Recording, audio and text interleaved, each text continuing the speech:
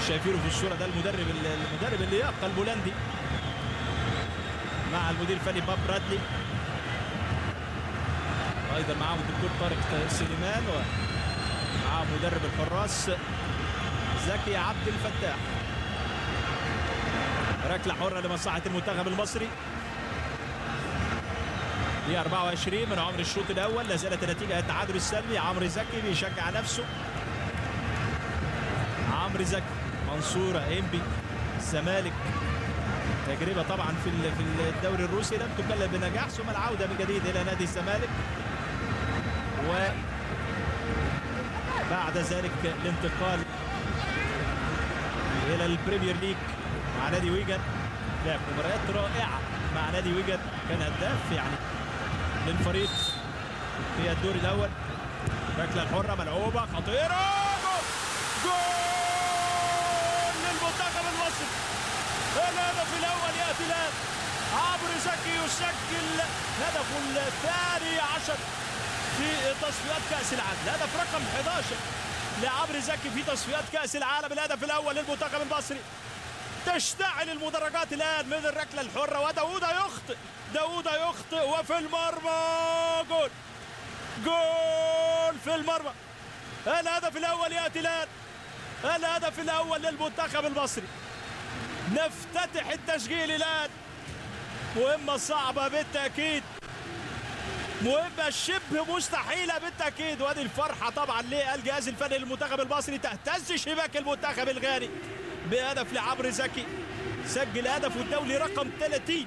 سجل هدفه الدولي رقم 30 عمرو زكي. لكن هداف، لا يزال هداف مصر في التصفيات طبعا المؤهله لكاس العالم هو ابو تريكه برصيد 13 هدف.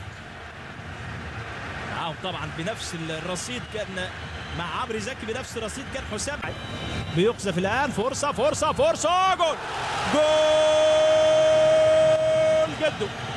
جدو الهدف الثاني للمنتخب المصري.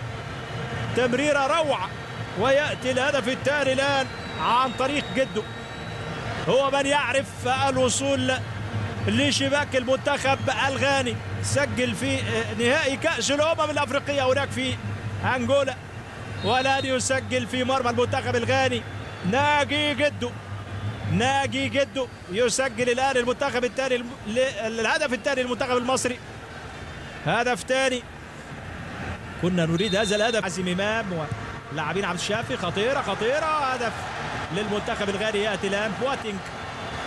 بواتينج يسجل، كان لوحده تماما داخل الست ياردات، وعرضية أرضية من جان أساموا، وهدف يأتي للمنتخب الغاني قبل نهاية المباراة بأقل من دقيقتين. يسجل الآن بواتينج.